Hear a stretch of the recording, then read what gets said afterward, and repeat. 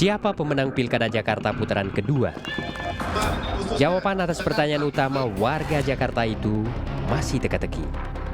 Lembaga survei yang marak merilis bakal pemenang Pilkada pada putaran pertama kini seperti tiarap. Survei internal sebuah partai menyebut 82% pemilih Jokowi pada putaran pertama tetap memilih Jokowi pada putaran kedua.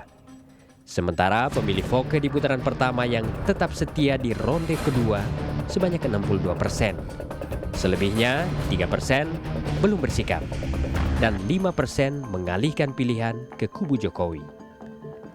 Polling yang dilakukan oleh dua media online juga mengunggulkan Jokowi sebagai pemenang. Sampai tanggal 11 September 2012, baik polling Detikcom maupun Republika menempatkan Jokowi di posisi puncak. Benarkah Jokowi bakal tampil sebagai penguasa baru Jakarta?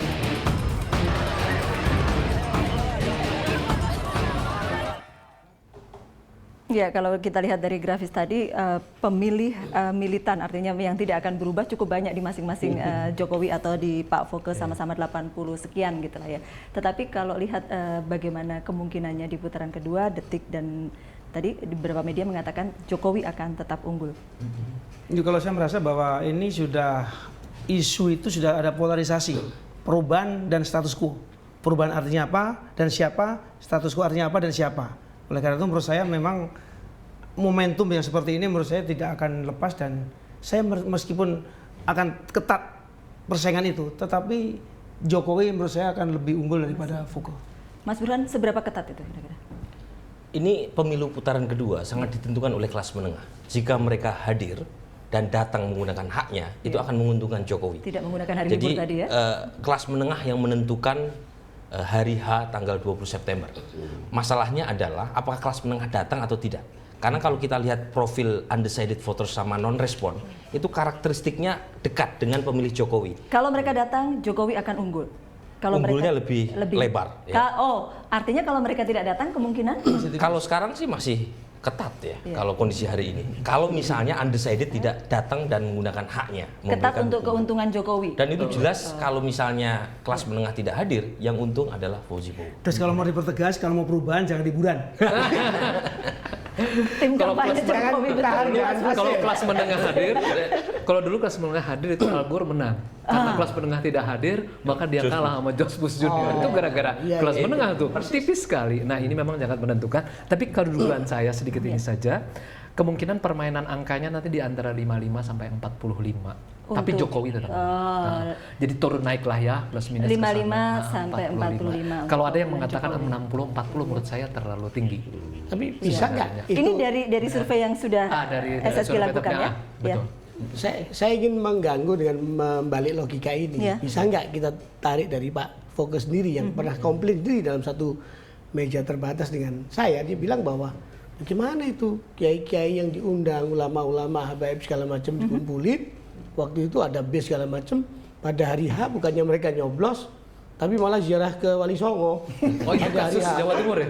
Lah iya itu doknya dicerita kemarin. Karena ada yang menyediakan bus ziarah Wali Songo. Iya, artinya apa? Kalaupun kelas bawah itu, masyarakat bawah itu tadi yang sangat sensitif dengan isu-isu primordial dan syarat tadi, agama tadi itu ternyata benar-benar gain dan nggak datang, juga dirugikan juga Voke. Sama. Tergantung siapa yang nggak hadir. Jadi ziarah ke Wali Songo maunya untuk mendoakan Voke menang, padahal kata Voke yang penting nyoblos. Padahal hari itu hari pemilihan. Hari pemilihan. Dia ke Sunan Gunung Jati di Cirebon. Putaran pertama. Berdoa ya. Yang ulama itu ikut langsung terakhir. Nah ya itu. Ayo. Pak Don, tapi bapak-bapak ini mengatakan tipis untuk Jokowi. Ini Jakarta. Menurut saya ini Jakarta. Iya. Jakarta punya karakteristik di mana kelas menengah, bahkan kelas yang kita sebut bawah pun, menurut saya mereka punya konsistensi untuk memelihara harapan mereka. Jadi agak susah untuk mengubah. Gitu. Mungkin dia akan terima sesuatu, tapi dia sudah mengalami selama 5 tahun atau bertahun-tahun gitu. Dan saya rasa itu yang akan membuat trigger mereka akan stay pada pilihan pertama. Gitu.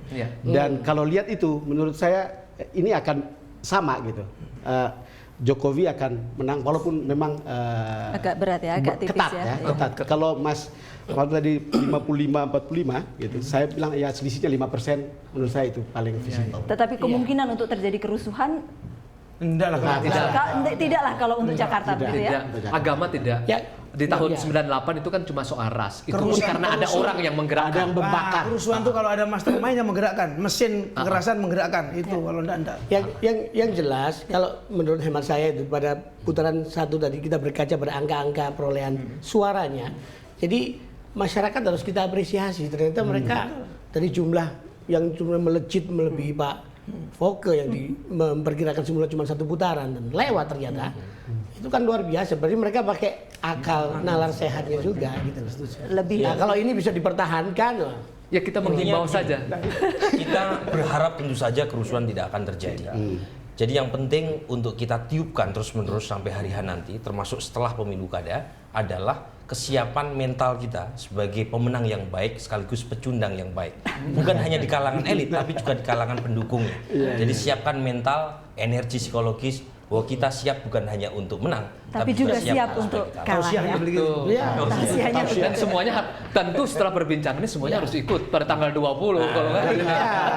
Dan untuk mengubah Jakarta menjadi lebih baik tidak harus jadi gubernur. Baik. Harus. John Digil begini aja juga bisa. Bapak-bapak terima kasih sekali lagi sudah hadir di Berita 1. Walaupun prediksinya Sampai besok gitu ya? Pak Jokowi tipis begitu ya. Baru Gitu ya. Jokowi atau Foke yang akan memimpin Jakarta? Ketiga narasumber kami sudah memberikan prediksi, demikian juga panelis kami.